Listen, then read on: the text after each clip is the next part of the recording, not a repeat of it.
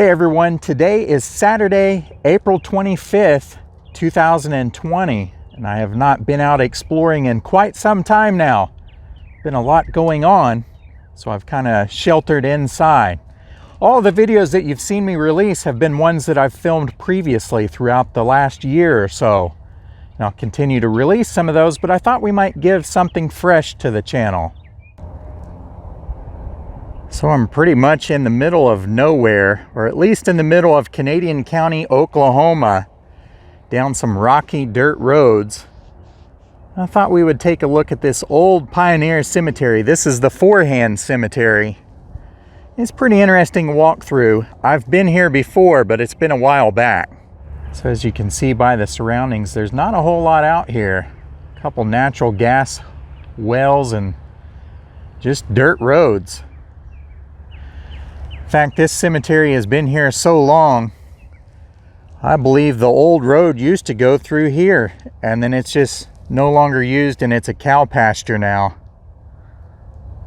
But that's the cemetery right beside it.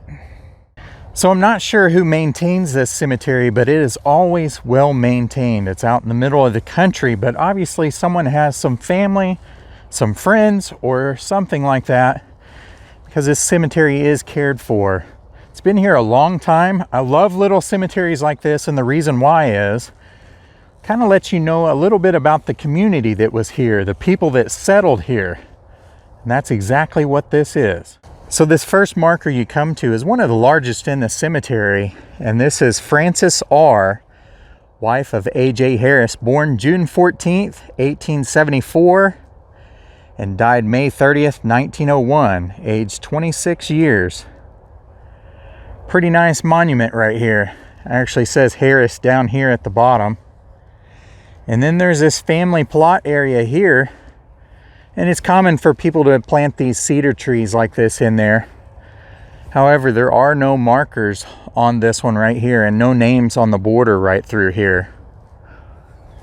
Let's kind of make our way through here and take a look at all of them. Like I said, this is a pioneer cemetery. And these people, many of them, came here when the lands opened up for the land run. This looks like Hillard B. Allen, died in 1917. Deerdorf, we have father 1928 and mother 1911. No first names on that. And this is Riley. Cynthia A. Riley, 1894 is what it looks like. A little hard to read. I think this is another child right here. Emmett Smith, died April 15th, 1894, so age 11 years old. Little tiny one right here with some gravel in it.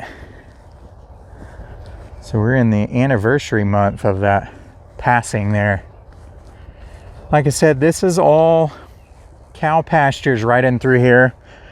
Normally when you're out here, there is an airport out here, but normally there's a lot of airplane traffic that comes in here. This is just a small little community type airport, but you can see helicopters and small aircraft and all that, but nobody's really traveling. Nobody's doing any of that right now.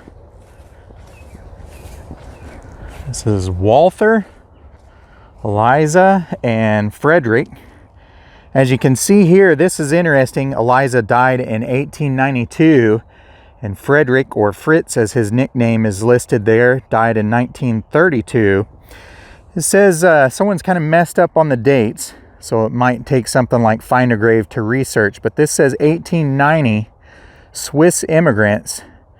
And then that looks like it said 1880 and then 1890 or 1884. So the dates are kind of mismatched, I guess you could say.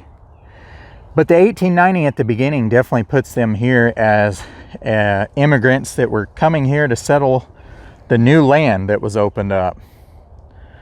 So I think this is a little bit of Swiss in here, but you can also see some English names and a few other nationalities in here. This is Jesse, son of the Northrops. died in 1891. So here are these people coming to settle this new land.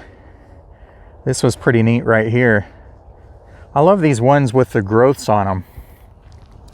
This is Joel Baldwin, and boy, when I look at that date, it looks like it says 1801 when they died, but that can't be right. It's got to be a 1901 or something, or maybe 1891 as I'm looking at it now. It is a little hard to read these sometimes with the growth.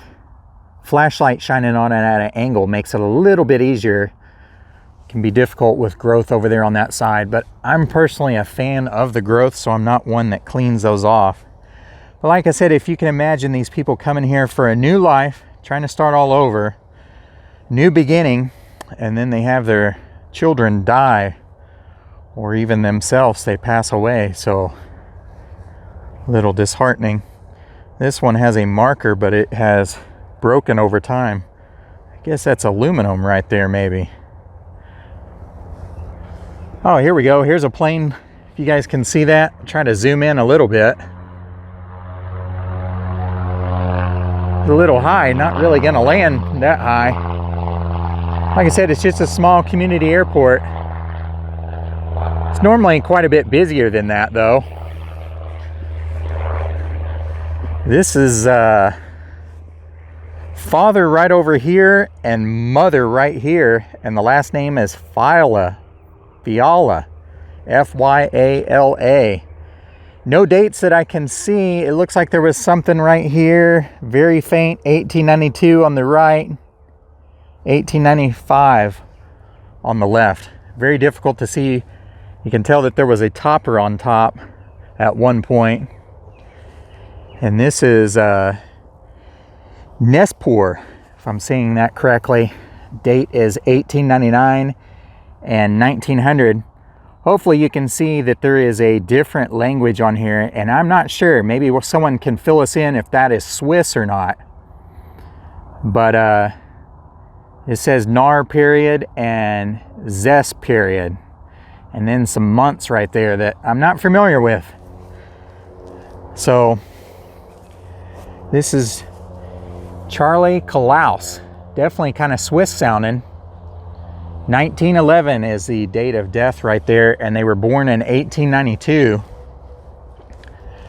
And then here is what looks to be like a foot marker that just says AN, the initials. And a little marker right here that just says Bessie. No dates or anything, kind of broken. And this says Ernest von Barnes, born September 4th, 1889, and died November 7th, 1892. Children of Charles and Ella Barnes is what it says down here at the bottom on this base. Bessie Winfried Barnes, born January 24th, 1882, and died November 4th, 1892. So we got kind of a pattern. November of 1892, some kind of sickness passing through the area. Right here is Marion Jeannette Barnes, born in 1883 and died in November 27th, 1892. No one on the backside there.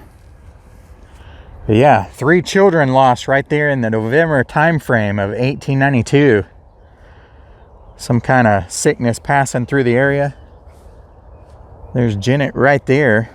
I wonder if it's this Marion Jeannette that was on the side of that. And C.W. Barnes is the Charles Barnes. That's the father. Like I said, you can see down at the bottom of this, it actually says 89 Pioneer. 1889 is when the lands opened up for the land run here in this particular area. He's born in 1852 and died in 1916. And then this just says Shorthorn Breeder on top of it. Now, don't know if those are a description of who that was as far as they were breeding cattle, or if those are actual names. It might be something to look up on Find a Grave and see. And this is Rubes. Julia died in 1941, and Vaclav died in 1936. A little bit newer there. Here we have Norcom Trimble and Dr. H.S. Norcom. Might be interesting to look up. Norcom on the left was born in Wilmington, North Carolina in 1883 and died in El Reno in 1891. So not very old there.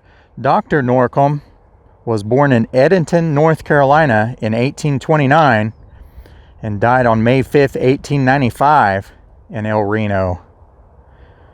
So I don't know, it might be interesting to look him up as well.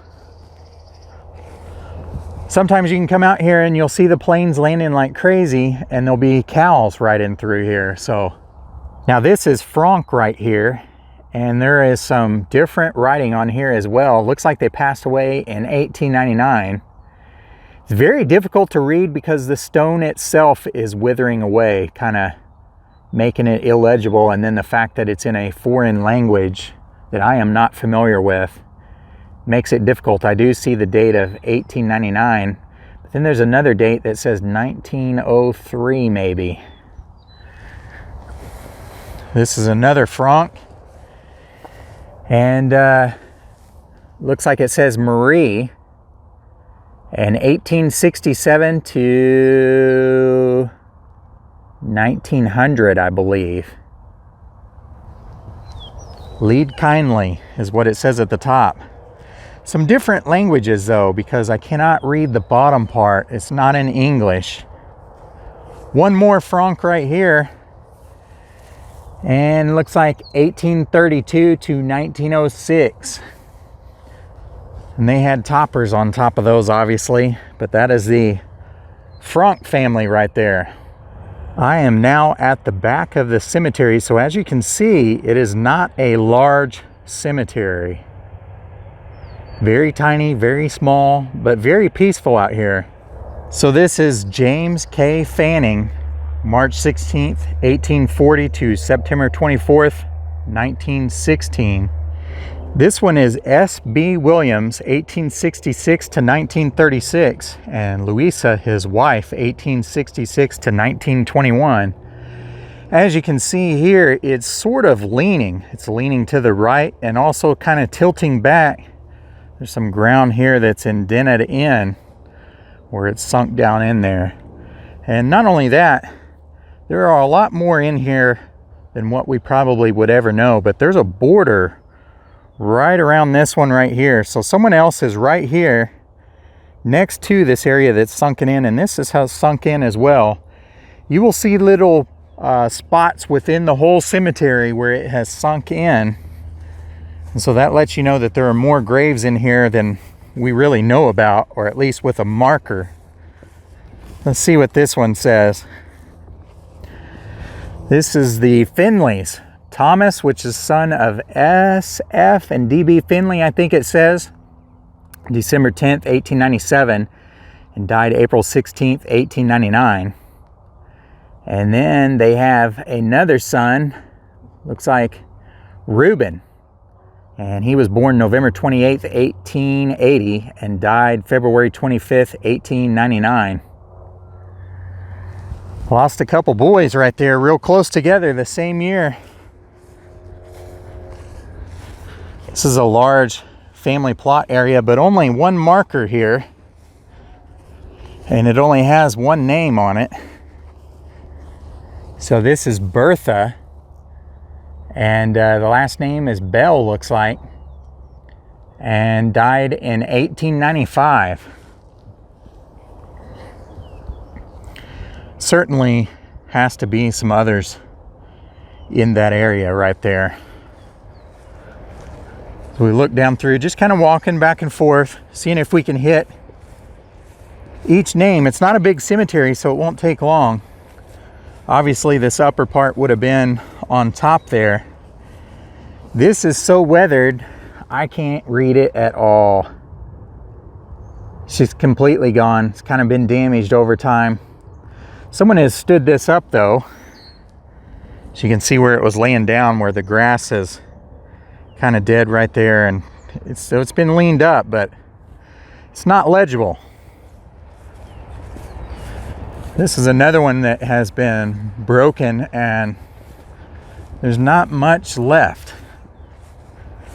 So there's no telling who was actually there as well. Just pieces left of somebody, of their memorial marker. This is Castle, if I'm saying that right. John Castle, 1861 to 1909. And it says he was a father. And then we have Mary Castle, born in 1869 and died in 1901, the mother. These are just some homemade markers, 1918 to 1920. And obviously there was some older homemade markers, and then they have erected some newer ones. Same thing right here. You can faintly see some of the writing here, but it's repeated right up there. 1914 to 1915. And here we have a 1913 Floyd Radcliffe to 1913 there as well. These are all Radcliffes right through here. This is another interesting one right here where it's kind of just withering away. We have a foot marker. It's a small one. So it looks like it could be a child just by the size of that. Bessie Luella, daughter of O.L. and I. Dana, November 19th, 1911 to January 17th, 1913. It is a young one. Like I said, you can kind of see some indentions here. This is just a base. Nothing on top to read, but someone is there. Go across here. Like I said, you'll see some of the Swedish names, I guess, and then you'll see some English ones. Like here is Brown. This is an interesting one right here. Frances Pamela, 1836 to 1898. Then we have Charles Chamberlain, and 1826 to 1915. Company B of the 140th Illinois Infantry, Grand Army of the Republic is what it says down there at the bottom. This looks like a base with nothing on it. Something looks like it was on top, and I say that because that little piece of concrete right there, nothing's really growing there, so I don't know if that means that the coffin or the crypt is really towards the surface, preventing the grass from growing.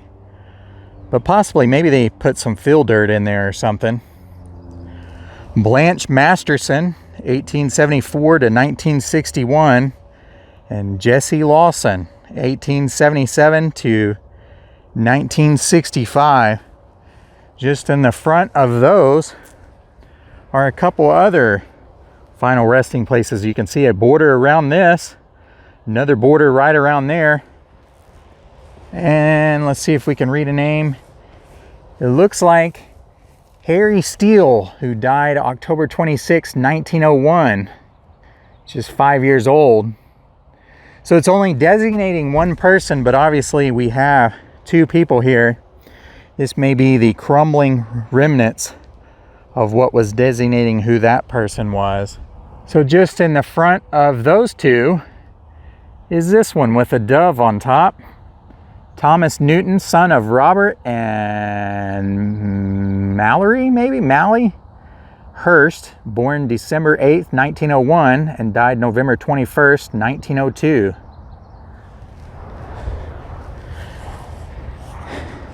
And then we have Ruby Harris Muir.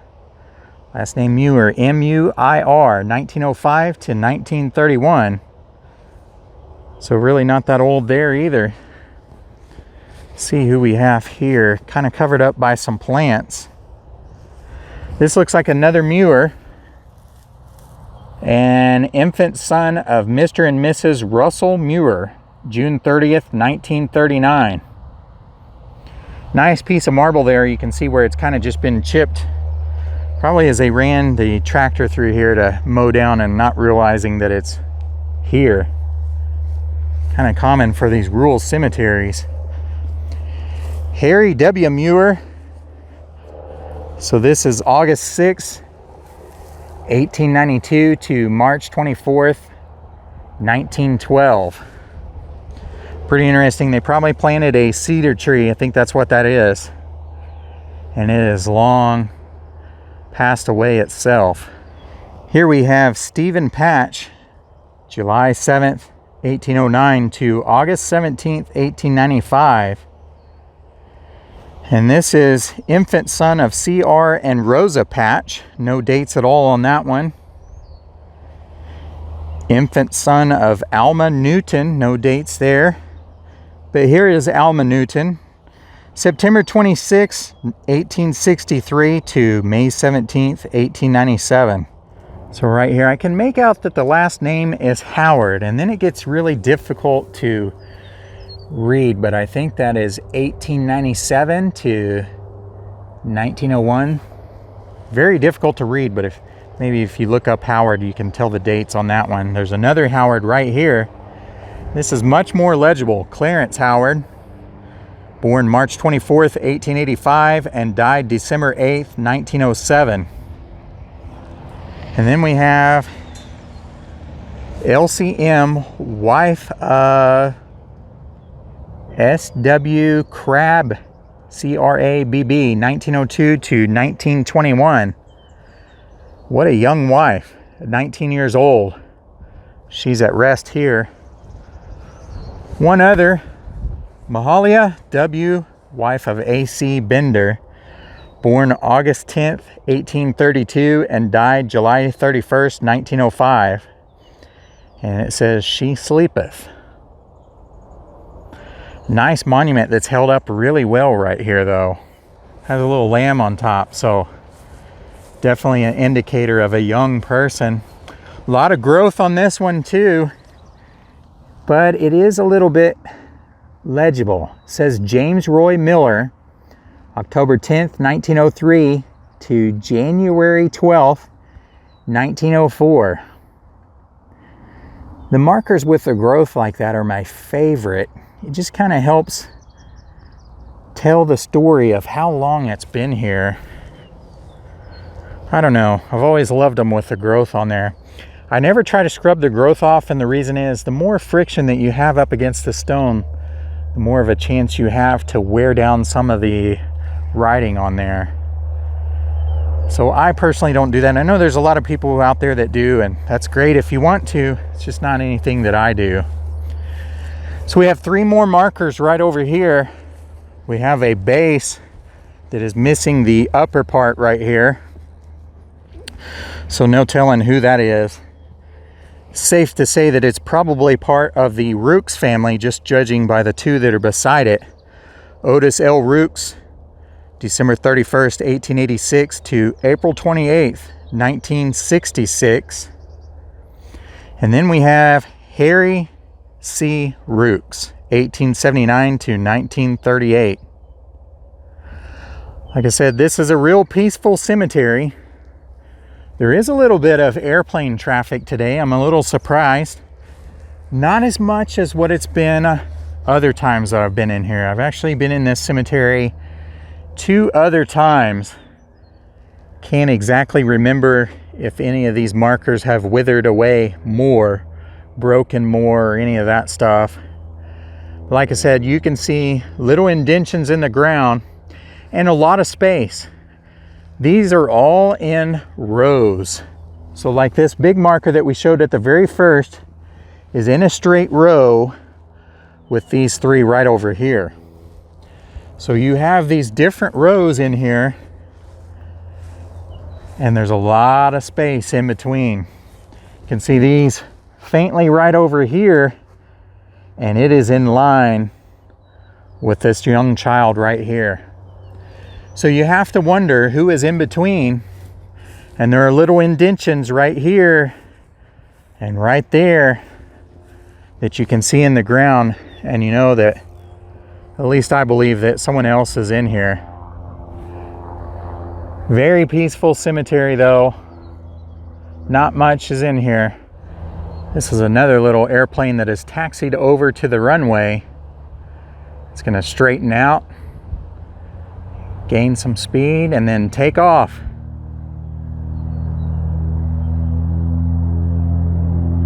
There it goes.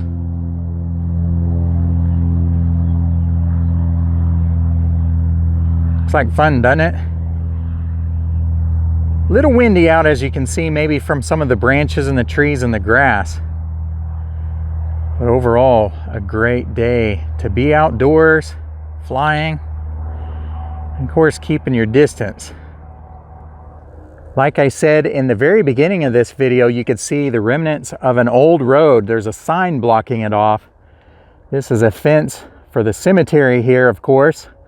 There's some remnants of another fence right up and through here. And really nothing much is growing down through here, but this is the old road that would have went through here, and it just keeps going and going. So at some time that was some old dirt farm road that passed through here, and no one uses it anymore. So that's going to do it for today's episode of a little cemetery tour. I hope you enjoyed it. I know I did. I love these old pioneer cemeteries where people dreamed of a new land, a new life, and had hope for a new beginning. And yet they came here and faced some hardships that they didn't realize or think would ever happen. As always, I appreciate you all watching, liking, sharing. It means a lot. Till next time, everybody take care. Bye-bye.